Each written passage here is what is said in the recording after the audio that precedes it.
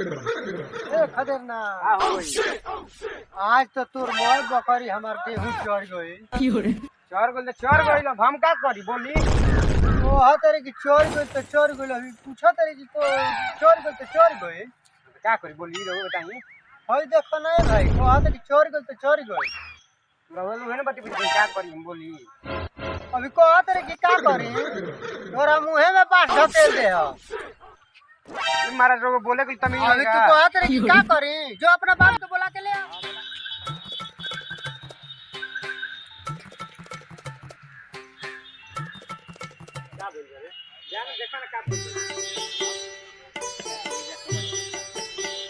हम समझी तू का करे बुलाइले चल संग चल।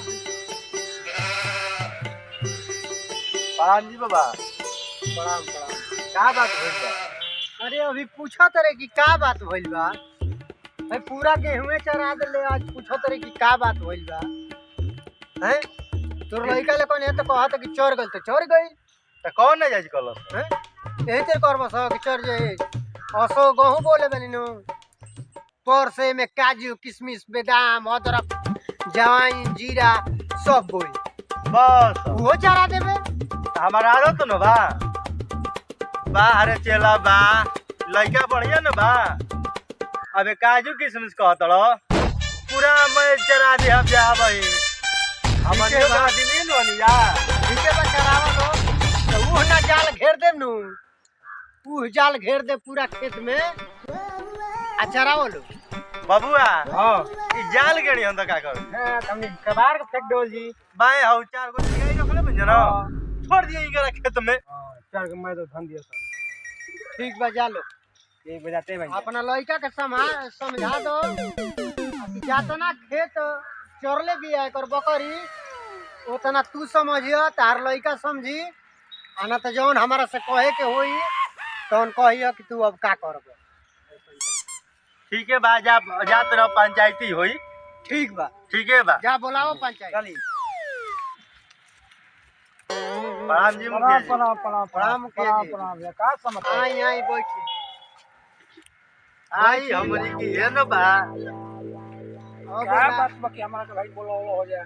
रावा ई बताई कि जितना हम जजाद बोले वाली अच्छा हैं हम अपना बाल बच्चा खातिर बोले वाली कि बकरिए खातिर बोले वाली नहीं अपना बाल बच्चा खातिर बोलो बड़ा हैं। बोलो भाई।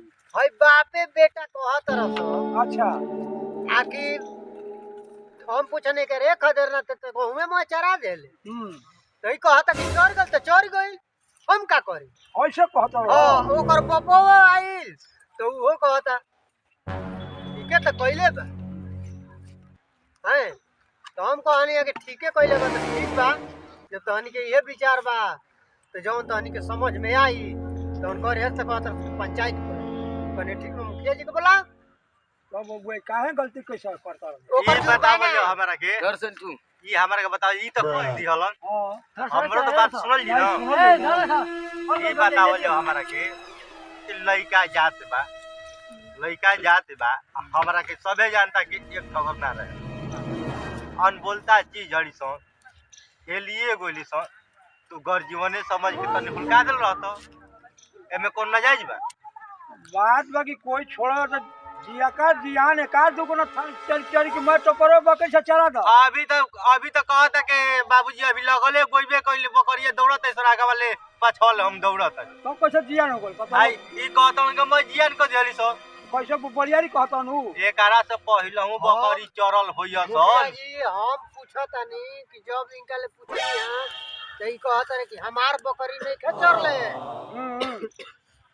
हमार बकरी नहीं खेचर ले पता करो हमने किया ओ एक मतलब बा कि तू तार पाक में लई कान कम के चरले हुए सा तो जेकर पहले डाणी पे पकड़ाई ओकरे के ना लगा जी कि रोज चला पकड़ में। तागा वाले बकरिया दौड़ल हियो अच्छा त पाछा वाले लइका दौड़ल जाता तो कैसे जियान हो गइल। आ पहिले के चरल बड़ी सन देखल बा तो तब ले कहता नु। त ए बेर तू देखला त ए बेर हमरा के इजाजत कइल ह ओकरा के हम देखब न। और हो तो ये कह कि नहीं अपन में कह जा कि नहीं सरकार हमसे गलती हो गई ऐसे काम ना होई काम खत्म हो जाए। हां ई बात बा मुखिया जी बताई कि एकर भरपाई के भरी?